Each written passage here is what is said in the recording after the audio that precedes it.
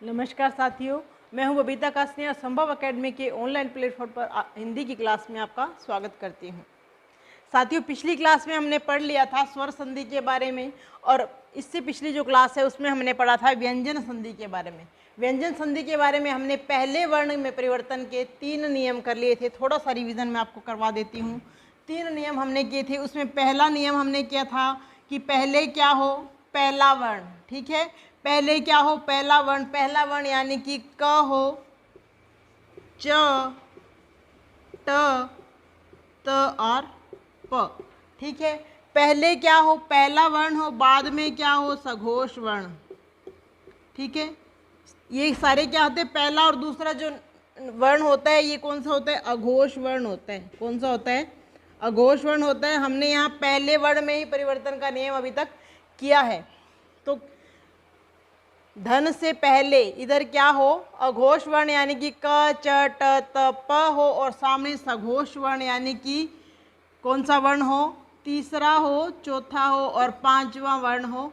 11 के 11 क्या हो, स्वर हो, य, र, ल, व हो और ह हो। ठीक है, अब इसमें से हम ह को और न और म इनको हमने छोड़ा था। ठीक है, ह को, न और म को छोड़ा था। इसके लिए हमने अलग से नियम बनाया था। तो अगर क्या हो, अघोष वर्ण क, च, ट, त, प हो, सामने सघोष वर्ण यानी कि तीसरा, चौथा और पांचवा वर्ण हो, तो पहला वर्ण किस में बदल जाएगा, तीसरे में बदल जाएगा। पहला वर्ण किस में बदल जाएगा, तीसरे में बदल जाएगा। इसके बाद हमने दूसरा जो नियम किया था कि क वर्ग, च, ट, त और प। ठीक है, ये कौन, पहला वर्ण हो और सामने क्या हो, यहाँ हमने न और म दोनों को देखिए छोड़ा था। मैंने कहा था कि दोनों न, म और ह को छोड़ना है, इनके लिए अलग से नियम है।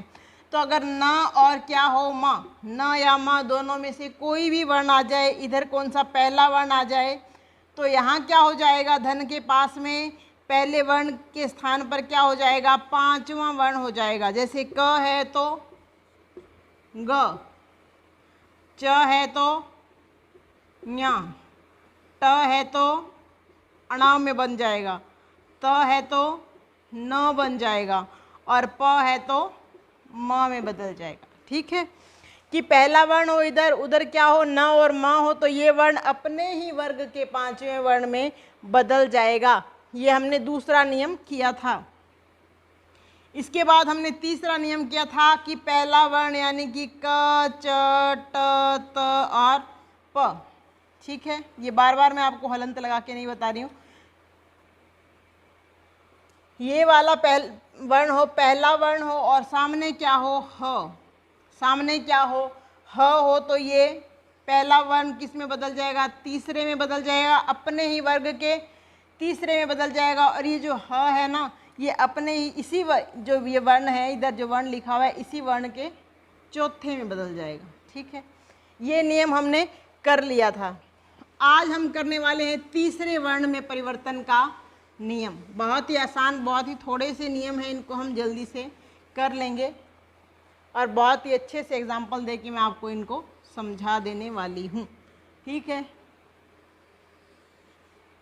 तीसरे वर्ण में परिवर्तन का नियम मैंने यहाँ लिख दिया है ताकि आपको ज़्यादा कन्फ्यूज़न ना हो। मैं इनको तीनों को इसी ब्लॉक में समझा दूंगी इकट्ठा। ठीक है, तीसरा वर्ण यानी कि ग, ज, ड, द, ब। क, ख, ग, च, छ, ज, ट, ठ, ड, त, थ, द और प, फ, ब। ठीक है, ये तीन हो। तीन यानी कि ये कौन से वर्ण हैं, सघोष वर्ण हैं। कौन से वर्ण हैं, सघोष। सघोष में कौन कौन से होते हैं, तीसरा, चौथा और पांचवा होता है। और सामने क्या है, अघोष यानी कि पहला, दूसरा। ठीक है, पहला दूसरा है श, श, स और ह हो। ठीक है, सघोष वर्ण तीसरा वर्ण हो यहाँ पर धन से पहले, और धन के बाद में क्या हो, पहला या दूसरा यानी कि अघोष वर्ण हो। श, श, स और ह वर्ण हो। ह इसके अंदर नहीं गिना जाता, ह इसके अंदर ही गिना जाएगा। ठीक है, तो इसके अंदर क्या हो, श, श, श हो, तो ये तीसरा है, ये किस में बदल जाएगा, पहले वर्ण में बदल जाएगा। ग है तो क में बदल जाएगा, यहाँ जाके ग क में बदल जाएगा। ज है तो च में बदल जाएगा, ड़ है तो ट में बदल जाएगा, द है तो त में बदल जाएगा और ब है तो प में बदल जाएगा। समझ आ गया कि सघोष वर्ण यानी कि इधर तीसरा वर्ण हो, इधर अघोष यानी कि पहला दूसरा और श श स हो, तो ये तीसरा वर्ण किस में बदल जाएगा, पहले में बदल जाएगा। इसकी एग्जाम्पल अभी हम यहाँ देख लेते हैं, पहले इसके एग्जाम्पल कर लेते हैं, फिर उसके बाद हम अगला नियम करेंगे। ठीक है, जैसे मैंने लिखा उद्धनतर। ठीक है, अब ये कौन सा है, 3 नंबर का। ठीक है, 3 नंबर का वर्ण है, यहाँ से 3 नंबर का वर्ण आ रहा है। ये कौन सा है, पहले नंबर का, यानी कि अघोष वर्ण है, ये सघोष वर्ण है। अब ये किस में बदल जाएगा, पहले में बदल जाएगा, तो क्या लिखा जाएगा, उत्तर। अब उत्तर को हम ऐसे लिखते होते हैं। ठीक है, तो इस तरह से ये वाला वर्ण बन जाएगा। जैसे मैंने लिखा उद्धनतम, अब ये किस में बदल जाएगा, अपने पहले में। ठीक है, क्योंकि यहाँ क्या है, अघोष वर्ण है, ये क्या है, सघोष वर्ण है, तो बन जाएगा उत्तम। इसको ऐसे भी लिख सकते हैं, उत्तम। ठीक है, समझ आ रहा है आपको, इस तरह से ये वर्ण बन जाएंगे। इसके बाद में जैसे मैंने लिखा उत्खनन, उद्धन खनन, अभी हमने पहला वर्ण लिया था, अब हम दूसरा वर्ण ले रहे हैं, यानी कि अघोष का दूसरा वर्ण है ये तीसरा है सघोष का। तो अब ये इधर जाके क्या बन जाएगा, पहला बन जाएगा। ठीक है, पहला बन जाएगा तो क्या हो जाएगा, उत्खनन। क्या बन जाएगा, उत्खनन बन जाएगा। इसके बाद में देखते हैं कुछ और एग्जाम्पल, यहीं पर देख लेते हैं। विपद धन काल। ठीक है, ये पहला वर्ण है, ये तीसरा है, तो किस में बदल जाएगा, पहले में त में बन जाएगा। क्या बन जाएगा, विपत काल। ठीक है, क्या बन जाएगा, विपत काल ये बन जाएगा।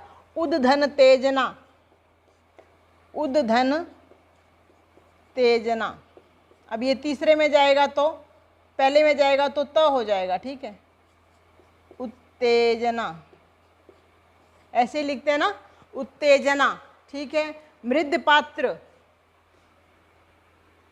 मृद धन पात्र। अब ये पहले में जाएगा तो क्या बन जाएगा, मृत पात्र, यानी कि मिट्टी का पात्र। मृत पात्र यानी कि मिट्टी का पात्र। संसद सदस्य, वेरी वेरी इंपॉर्टेंट है ये, संसद धन सदस्य। ठीक है, संसद धन सदस्य। अब द है तो त में बदल जाएगा ना, पहले वर्ण में बदल जाएगा तो त में आ जाएगा, तो क्या बन जाएगा, संसद सदस्य। ये इस तरह से बन जाएगा। बहुत बहुत इंपॉर्टेंट है, इसको वेरी वेरी इंपॉर्टेंट में लिख लेना आप। ठीक है, इसके बाद हम अगला नियम देखते हैं।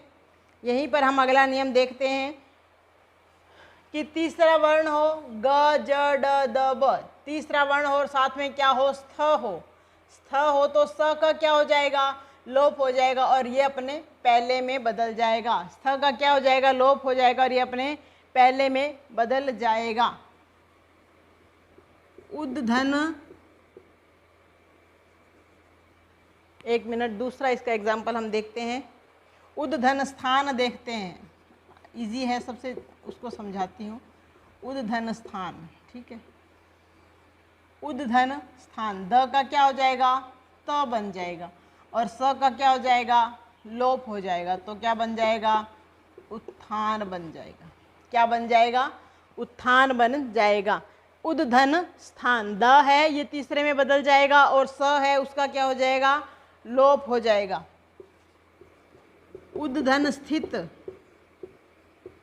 उद्धन स्थित, तो ये द है ये तीसरे में बदल जाएगा त में, इसका क्या हो जाएगा, लोप हो जाएगा, तो उत्थित। स्वर का लोप नहीं होगा, सिर्फ स का लोप होगा, उद्धन स्थित हो जाएगा। उद्धस्थापित, उद्धन स्थापित। ठीक है, द किस में बदल जाएगा, त में बदल जाएगा, पहले वर्ण में बदल जाएगा ना, स है इसका क्या हो जाएगा, लोप हो जाएगा, तो क्या बन जाएगा, उत्थापित। इसके थोड़े से एग्जाम्पल है, 5-6 जितने भी एग्जाम्पल है वो सारे के सारे इंपॉर्टेंट हैं, तो इन सबको समझ लीजिए। उत्थापना, उद्धन स्थापना, ठीक है, उद्धन स्थापना, तो द किस में बदल जाएगा, त में बदल जाएगा, और स का क्या हो जाएगा, लोप हो जाएगा, और थापना रह जाएगा, तो क्या बन जाएगा, उत्थापना। ठीक है, तो इस तरह से ये हमने 2 नियम कर लिए हैं। अभी तीसरा नियम करने वाले हैं कि री द, तीसरा वर्ण क्या है, द, तीसरा वर्ण क्या है, द, इससे पहले री की मात्रा यानी कि स्वर क्या हो, री हो, और बाद में अगर म हो तो क्या बन जाता है, अणा बन जाता है। आरपीएससी फर्स्ट ग्रेड में पिछली बार ये प्रश्न आ चुका है। नियम सीधे के सीधे ऐसे ही पूछ लेते हैं कि धन से, द से पूर्व री हो और द के बाद में क्या हो, म हो, तो द के स्थान पे क्या हो जाता है, द के स्थान पे अणा हो जाता है। ठीक है, जैसे हम यहाँ लिखते हैं मृद धन में, ठीक है, मृद धन में, ये देखिए इसमें री की मात्रा है, री ये वाला, अगर हम इसे स्वर रहित करते हैं तो ये इस तरह से होगा जैसा हमने यहाँ सूत्र के अंदर लिखा है, धन में, द के स्थान पे क्या हो जाएगा, अणा हो जाएगा, और म ये री इसके अंदर स्वर जुड़ जाएगा। अब जैसे मैंने आपको पहले ही बताया था कि जो खड़ी पाई हटाने के लिए हमें आधा, जो खड़ी पाई जिनमें लगता है उन्हें आधा करने के लिए खड़ी पाई को क्या कर देते हैं, हटा देते हैं, तो ये क्या बन जाएगा, मृणमय। क्या बन जाएगा, मृणमय शब्द बन जाएगा। अब ये है मृदमयी, मृद धनमयी, इसके सिर्फ 3-4 एग्जाम्पल है, इससे ज़्यादा एग्जाम्पल नहीं है। द है, ये किस में बदल जाएगा, अणा में बदल जाएगा, ठीक है, क्योंकि इधर क्या है, री स्वर है, ठीक है, तो बन जाएगा मृणमयी। क्या बन जाएगा, मृणमयी बन जाएगा। इसके सारे जो एग्जाम्पल है वो मृद से ही शुरू होंगे, ठीक है, जैसे मैंने लिखा मृद मूर्ति, मृद धन मूर्ति, सबके अंदर पहले मृद ही आएगा। 4 ही एग्जाम्पल है इसके, मृद है तो मृद क्या बन जाएगा, अणा हो जाएगा, और मूर्ति। और खड़ी पाई को जब आधा करते हैं तो जब जिन वर्णों के साथ में खड़ी पाई लगती है उन्हें आधा करते हैं तो खड़ी पाई को क्या कर देते हैं, हटा देते हैं, तो ये बन जाएगा मृण मूर्ति। क्या बन जाएगा, मृण मूर्ति बन जाएगा, ठीक है। तो एक और है मृणमान, एक एग्जाम्पल और है इसका, इतने ही एग्जाम्पल है इसके। मृणमान, मृदमान होगा ये, मृद धनमान, ठीक है, द का अणा बन जाएगा, और मान, अणा है आधा लिखेंगे तो इसकी खड़ी पाई क्या कर देंगे, हटा देंगे, मृणमान बन जाएगा, ठीक है। तो आज हमने क्या किए हैं, तीसरे वर्ण में परिवर्तन के ये नियम हमने कर लिए हैं। इसके अंदर सबसे पहले हमने किया कि इधर क्या हो, सघोष वर्ण यानी कि तीसरा वर्ण हो और सामने अघोष वर्ण पहला और दूसरा हो, इसके साथ में श, श और स हो, तो ये तीसरा किस में बदल जाएगा, पहले में बदल जाता है। इसके बाद में हमने दूसरा नियम किया कि ग, ज, ड, द, ब, यानी कि ये तीसरा वर्ण है, इसके सामने यानी कि धन के दूसरी तरफ स्थ हो, स आधा है, ये इस तरह से भी लिख सकते हैं, इसे स्थ हो, तो क्या हो जाता है कि ग, ज, ड, द, ब ये अपने पहले में बदल जाएगा, स का क्या हो जाएगा, लोप हो जाएगा। जैसे हमने यहाँ देखा उद्धन स्थापना, तो स का लोप कर दिया, द है वो त में बदल जाएगा अपने तीसरे में, यानी कि त में बदल जाएगा, तो ये बन जाएगा उत्थापना, ठीक है। इसके बाद में हमने किया तीसरा नियम है, ये तीसरे वर्ण में परिवर्तन का तीसरा नियम है कि अगर द से पूर्व क्या आ जाए, री आ जाए, और द के बाद में क्या आ जाए, म आ जाए, तो द किस में बदल जाता है, अणा में बदल जाता है, ठीक है। द किस में बदल जाएगा, अणा में बदल जाएगा। इसके ये 4 ही एग्जाम्पल है, मृद धन में, ठीक है, तो द है ये ता में बदल, अणा में बदल जाएगा, तो बन जाएगा मृणमय, ठीक है। और मृदमयी तो मृणमयी हो जाएगा, मृदमान होगा तो मृणमान हो जाएगा, ठीक है। इसके बाद में हम कर रहे हैं ये क्री धातु से संबंधित नियम।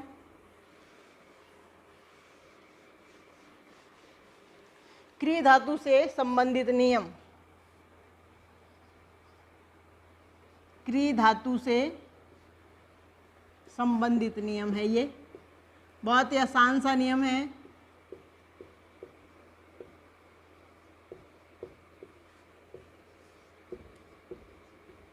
ठीक है, इस नियम में है कि अगर प्री हो, ठीक है, दो ही शब्द आते हैं, अगर प्री हो और क्या हो, स और म, ठीक है, सम हो। अगर प्री हो और सम हो और उनके सामने क्या हो, परी के सामने कार हो, करण हो, कृति हो, कृत हो, कारक हो। ठीक है, अगर परी उपसर्ग है, सम भी क्या है, उपसर्ग है, परी उपसर्ग के सामने अगर कार आ जाता है, करण लिखा हुआ आता है, कृति आता है, कृत आता है और कारक और कर्ता, एक और है कर्ता। अगर ये शब्द सारे परी के सामने यानी कि धन के दूसरी तरफ आ जाते हैं तो क्या हो जाता है, इसमें श जुड़ जाता है। क्या जुड़ जाता है, श जुड़ जाता है। श का आगमन हो जाता है और वो श कौन सा होता है, ये वाला मूर्धन्य। मूर्धन्य श का क्या हो जाता है, आगमन हो जाता है। ठीक है, मूर्धन्य श का आगमन हो जाता है। इसके एग्जाम्पल अभी हम देखते हैं। देखिए, परिधनकार, मैंने लिखा परिधनकार। अब परी के बाद में यहाँ धन से इस तरफ श यानी कि मूर्धन्य श का आगमन होगा। ठीक है, तो परिधन शकार, तो ये क्या बन जाएगा, परिष्कार। क्या बन जाएगा, परिष्कार। केवल साथ ही है इसके एग्जाम्पल, ये जो मैंने लिखे हैं इनको ही साथ में लगाकर और इनको बनाना है। इससे जो बनने वाला शब्द है वो उसके अंदर क्या होगा, मूर्धन्य श होगा, वो भी आधा होगा।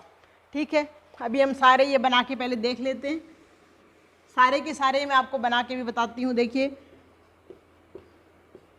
परिधनकार अभी हमने कर लिया है। यहाँ लगेगा श, मूर्धन्य श आधा है जो यहाँ लगेगा, परिष्कार बन जाएगा ये। परिधनकरण, ठीक है, तो क्या बन जाएगा, यहाँ श लगेगा तो परिष्करण, परिष्करण। अब देखिए, परिधनकृति, परिधनकृति, यहाँ श लगेगा, मूर्धन्य श वो भी आधा, तो परिष्कृति, परिष्कृति। ठीक है, इसके बाद में परिष्कृत, परिधनकृत, अपने आप जोड़ें, आप इसको श यहाँ जोड़ें, परिष्कृत। ठीक है, परिष्कारक, परिधनकारक, परिष्कारक, परिष्कारक। ठीक है, इसके बाद में परिधनकर्ता, परिधनकर्ता क्या बन जाएगा, परिष्कर्ता। क्या बन जाएगा, परिष्कर्ता। देखिए, बहुत ही आसान है, ये सारे के सारे हमने यहाँ भी करके देख लिए हैं। ठीक है ना, कारक, कृत, कृति सारे ही हमने यहाँ कर लिए हैं। कार भी हो गया है, कर्ता, कृति, सारे कारक भी कर लिया है हमने। तो ये सारे इस नियम से सिर्फ परी के साथ में आपको इस 6-7 जो शब्द हैं, 6 शब्द हैं, इनको ही लगाना है। और इनको लगाने के बाद में धन से यहाँ इस तरफ में श, मूर्धन्य श का आगमन हो जाएगा। ठीक है, इसके बाद में हम करते हैं सम का नियम। कौन सा नियम, सम का नियम। यही सेम ही नियम है ये, इसमें ज़्यादा डिफरेंस नहीं है कि सम के आगे क्या हो, कार, करण, कृति। ठीक है, सम के आगे क्या हो, कार, करण, कृति, कृत, कारक और कर्ता। लिख देती हूँ, सम के आगे क्या हो, कार हो, करण हो, कृति हो, कृत हो और कारक और कर्ता। ठीक है, कारक और कर्ता हो तो क्या हो जाता है, दंत्य श का आगमन, दंत्य श का आगमन हो जाता है। ठीक है, और ये जो मैं है ना यहाँ पे आधा, ये किस में बदल जाएगा, अनुस्वार में। और ये जो आधा मैं है वो किस में बदल जाएगा, अनुस्वार में। ध्यान रखें इसको, दंत्य श का आगमन होगा और आधा म जो यहाँ पर है ना, ये अनुस्वार में बदल जाएगा। इसके एग्जाम्पल अभी हम देखते हैं। समधनकार, अब जैसे कि यहाँ धन के पास में श का आगमन हुआ था, तो यहाँ भी धन के पास में ही श का आगमन होगा और ये किसमें बदल जाएगा? अनुस्वार में। तो देखिए ये म है, ये स हो गया और ये कार। अब ये म किसमें बदल जाएगा? अनुस्वार में। ये स आधा है तो क्या बन गया? संस्कार। समझ आ गया आपको? ये क्या बन गया? संस्कार। इसको सीधा ही अपने ऐसे लिख सकते हैं, ऊपर सीधा ये माँ है, इसको सीधा अनुस्वार में कर दें और इस स आधा ही हो जाएगा। ठीक है, संस्कार बन जाएगा। अब देखिए समधनकरण, ठीक है, समधनकरण, संस्करण, ठीक है, समधन कृति क्या बन जाएगी? संस्कृति। समधनकृत क्या बन जाएगा? संस्कृत। कितना आसान है देखिए, समधनकृत संस्कृत। समधनकारक, समधनकारक संस्कारक, है ना, संस्कारक। समधनकर्ता, समधनकर्ता संस्कृता।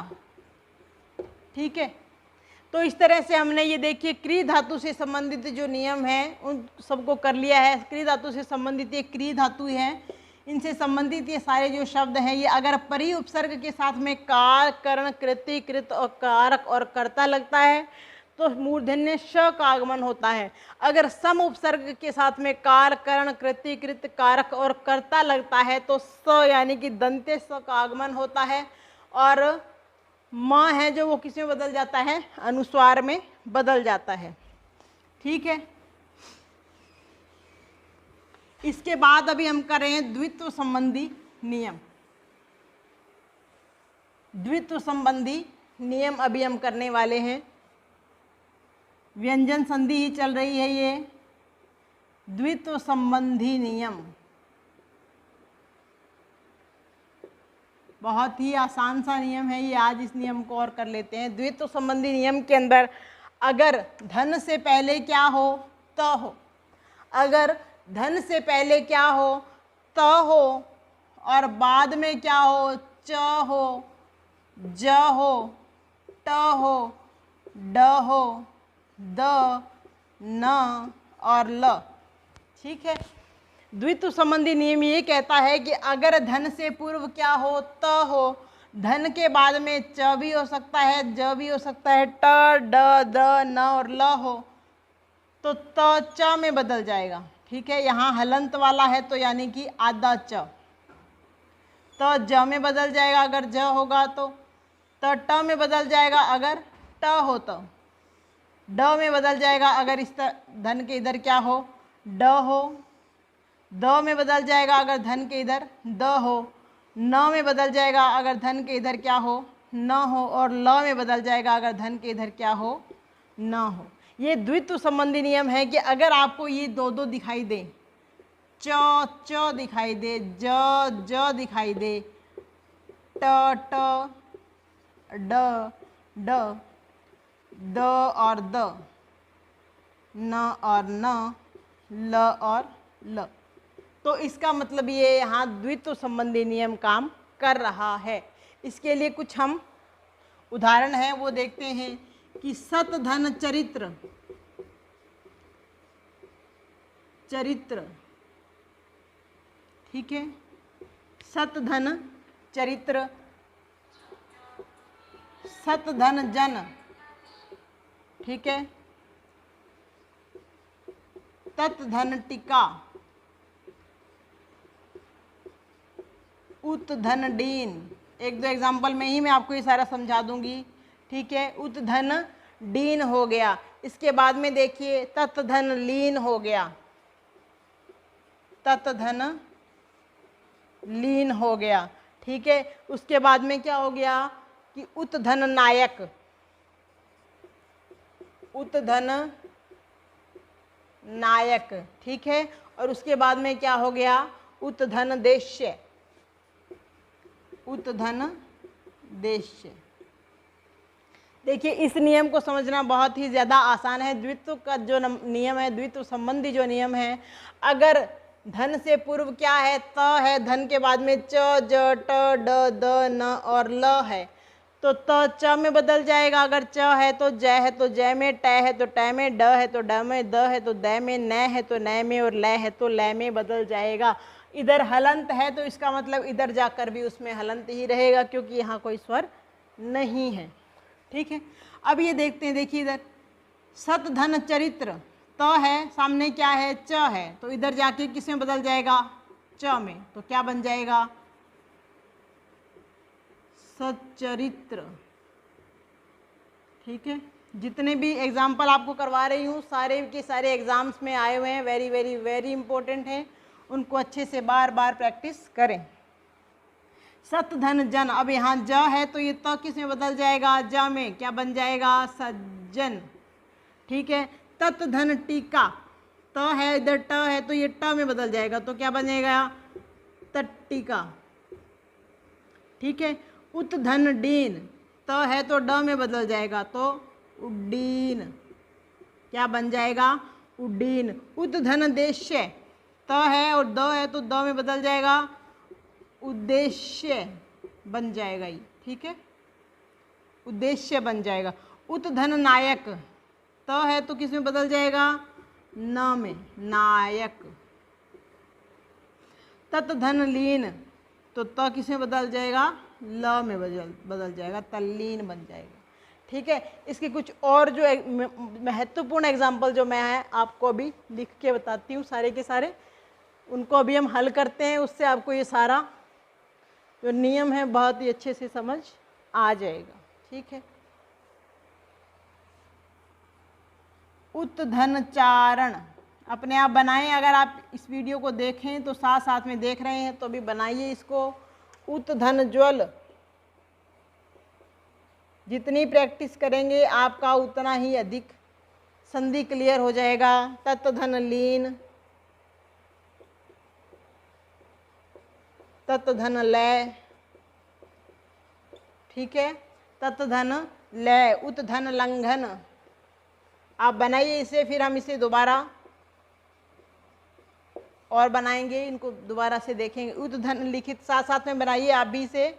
उत्धन लिखित, मैं इसीलिए लिख रही हूँ ताकि आप एक बार इसकी प्रैक्टिस कर लें साथ साथ में, फिर मैं आपको सारा ये क्लियर करवा दूंगी। उत्धन लास, इसकी ज़्यादातर जो सारे हैं वो तो से ही संबंधित है, ठीक है। उत्धन लास, कीजिए इन सबको। विपद धन जाल, विपद धन जाल, ठीक है। विपत्त, विपत धन जाल, विपत धन जाल, ठीक है, विपत धन जाल हो जाएगा इसका, ठीक है। इसके जगतनाथ, जगतनाथ, जगत माता, जगतनाथ, जगतनाथ, जगत जननी कर सकते हैं हम इसको। थोड़े जितने भी एग्जाम्पल हैं मैं वो सारे आपको अच्छे से करवा दूंगी। भवत डमरू, भवत डमरू, इन सबको बनाइए आप 2 मिनट में, जल्दी से बनाइए, फिर हम इनको सबको करके देखते हैं। तड़ित ज्योति भी लिख लीजिए, वेरी इंपॉर्टेंट, तड़ित ज्योति, ठीक है, तड़ित ज्योति, इन सबको बनाइए। वृहत टीका, वृहत धन टीका, ठीक है। चलिए बनाते हैं इन सबको। उत्धन चारण, च है तो क्या हो जाएगा, त च में बदल जाएगा, तो क्या बन जाएगा, उच्चारण। उम्मीद करती हूँ सबके सही बन रहे हैं। त है तो ज में बदल जाएगा, उज्ज्वल, वेरी वेरी इंपॉर्टेंट शब्द शुद्धि में प्रश्न आता है ये। तल्लीन, ठीक है, तल्ले, क्योंकि ये त किस में बदल जाएगा, ल में। अब त ल में बदल जाएगा तो उल्लंघन, घ है ये भाई, उल्लंघन। उत्लिखित, उल्लिखित, उल्लिखित, सबके सही बन रहे हैं क्या, उल्लिखित। साथ साथ में प्रैक्टिस जितनी करेंगे उतना ही अच्छे से ये आपको क्लियर हो जाएंगे। उत्धनलास, उल्लास, ठीक है, उत्धनलास, उल्लास। विपत जाल, विप जाल बन जाएगा, ये क्या बन जाएगा, विप जाल। ज में बदल जाएगा विप जाल। जगन्नाथ, जगन्नाथ बन जाएगा ये, ठीक है। जगजननी, जगजननी बन जाएगी। ये वाक्य शुद्धि के अंदर ये प्रश्न आते हैं, वेरी वेरी वेरी इंपॉर्टेंट, इनको अच्छे से आप समझ लीजिए, कर लीजिए। भवत डमरू का होगा भव डमरू, भव डमरू, ठीक है। त है तो किस में बदल जाएगा, ड में। तड़ित ज्योति का अड़ा है ये, तड़ित ज्योति, तड़ित ज्योति, ठीक है। वृहद टीका तो व्रह टीका, ठीक है। तो इसी के साथ में हमारा आज का ये द्वित्व संबंधी जो नियम है वो भी समाप्त हो चुका है, ठीक है। द्वित्व संबंधी नियम में हमने क्या किया है कि त है, त के बाद में क्या आ जाता है, च आ जाता है, ड, ज आ जाता है, ट और ड आ जाता है, द और न आ जाता है और ल आ जाता है। तो त किस में बदल जाता है, अपने सामने वाले वर्ण में बदल जाएगा, चेंज हो जाएगा। ये हमने द्वित्व संबंधी नियम में किया था। क्री धातु से संबंधित जो नियम है वो हमने किया था, उसमें हमने देखा था कि परि उपसर्ग और सम उपसर्ग के सामने अगर क्री धातु से संबंधित जो 6 हमने किया था, कर्ता, कर्ण, कृत, कृति, कारक, ठीक है, ये जो हमने किए थे, और कर्ण, ठीक है, ये जो हमने किए थे कि इससे संबंधित जो नियम है, कार भी हो जाएगा एक।